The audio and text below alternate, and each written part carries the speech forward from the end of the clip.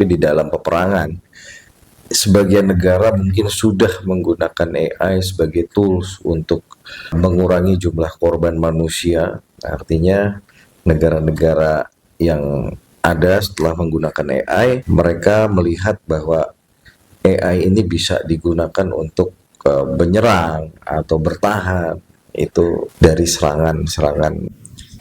Selanjutnya bahwa penggunaan artificial intelligence ini baik oleh negara maupun aktor non negara itu punya dua sisi gitu ya, atau sebenarnya baik negara maupun aktor non negara sering membuat artificial intelligence itu selain untuk tadi pengumpulan informasi ternyata juga digunakan untuk membangun opini publik gitu ya. Nah, pembangunan opini publik ini kemudian menjadi perdebatan tersendiri. Kenapa? Karena seringkali artificial intelligence ini juga tidak selalu digunakan dalam konteks pembentukan opini yang positif ya dalam level elit ya. Tapi ketika di era informasi gitu ya, bagaimana suatu negara bisa juga mempengaruhi opini publik negara lain untuk memberikan semacam desakan secara tidak langsung terhadap negara lain untuk negara tersebut untuk mengikuti atau untuk memutuskan sesuatu sesuai dengan harapan dari negara yang tadi ya menggunakan opini publik tersebut. Gitu. Sudah jelas kita bisa lihat autonomous weapon ini juga ke depan mungkin akan mengganti peran-peran militer gitu ya dan tergantikan oleh AI. Jadi ancaman nyata ya sekarang sudah terbukti gitu ya ketika AI bisa mengubah suara manusia atau bisa menirukan suara manusia atau bisa memproduksi film ya sendiri berdasarkan deskripsi yang dimasukkan oleh manusia, kemudian ini menjadi satu hal yang kita kenal dengan istilah deepfake gitu ya. Ini akan berbahaya bagi keamanan. Dalam HI itu menjadi hal yang penting, yaitu kekuasaan dan perebutan kekuasaan gitu. Nah, biasanya di situ gitu ya muncul hal-hal yang terkait dengan masalah etika gitu. Ketika misalnya tadi upaya-upaya untuk mempertahankan atau mengelola kehidupan bersama dan mempertahankan survival itu ternyata tidak semata-mata untuk kepentingan komunitas itu ya, tetapi untuk kepentingan mereka yang tadi terlibat dalam struggle for power.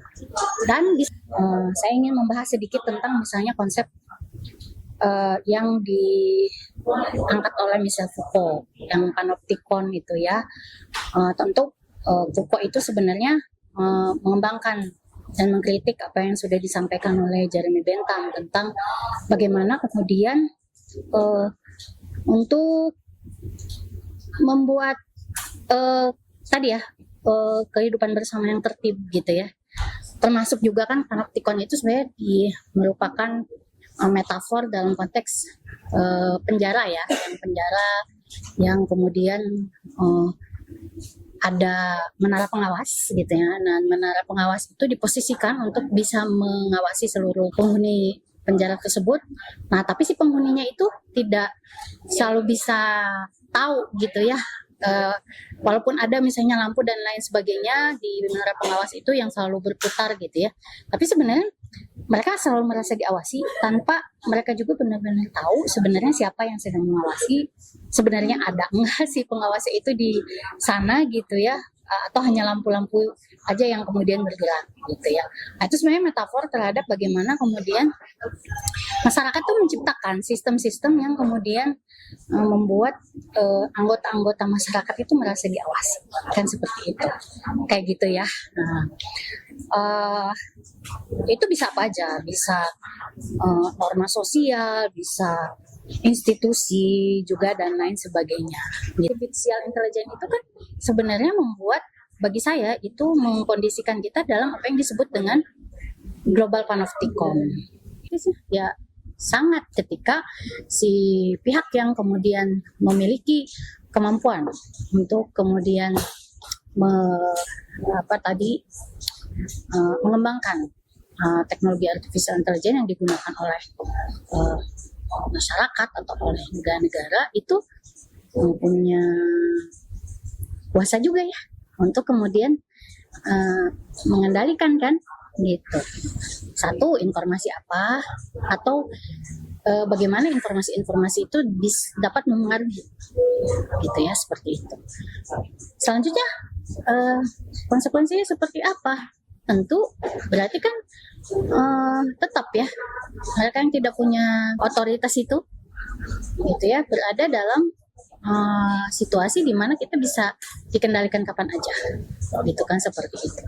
Nah ini misalnya kalau di dalam konteks aktor negara kita lihatlah ya algoritma media sosial itu juga seolah kita mengendalikan ya informasi apa yang ingin kita terima, tapi sebenarnya sebaliknya.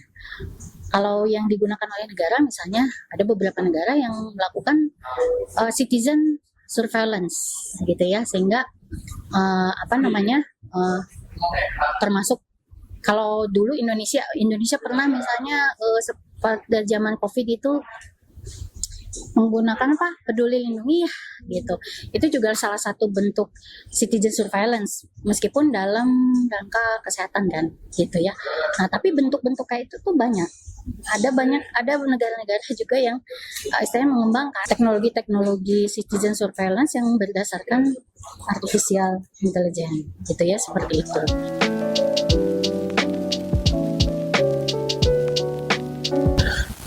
Penanganannya seperti apa? Ya jelas yang pertama harus ada undang-undang. Ini sebagai salah satu cara terkait dengan tata kelola AI, itu yang disebut dengan etiknya penggunaan AI seperti apa ya. Setelah undang-undang, ya setelah regulasinya dibentuk dan disepakati bersama, karena memang sekarang juga sudah banyak berbicara terkait dengan rezim-rezim cyber gitu ya, dan mungkin akan masuk salah satunya terkait dengan rezim AI ini sendiri gitu, supaya masing-masing negara tidak menyalahgunakan keberadaan AI tersebut gitu, dan tidak tertutup kemungkinan bahwa AI ini akan digunakan dalam sistem pengamanan negara atau sistem pertahanan negara.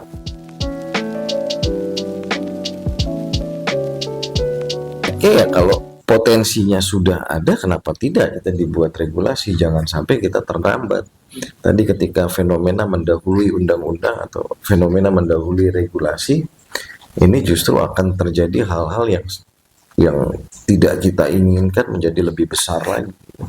Tapi kalau andai kata negara-negara sudah melihat sebuah potensi ancaman yang akan ditimbulkan, lalu membuat regulasi tersebut sebelum terjadinya fenomena yang sangat merugikan, ya ini akan lebih baik gitu. Terima kasih banyak Kang atas waktu dan pencerahannya. Terima kasih. Terima kasih. Oke, terima kasih. Terima kasih banyak.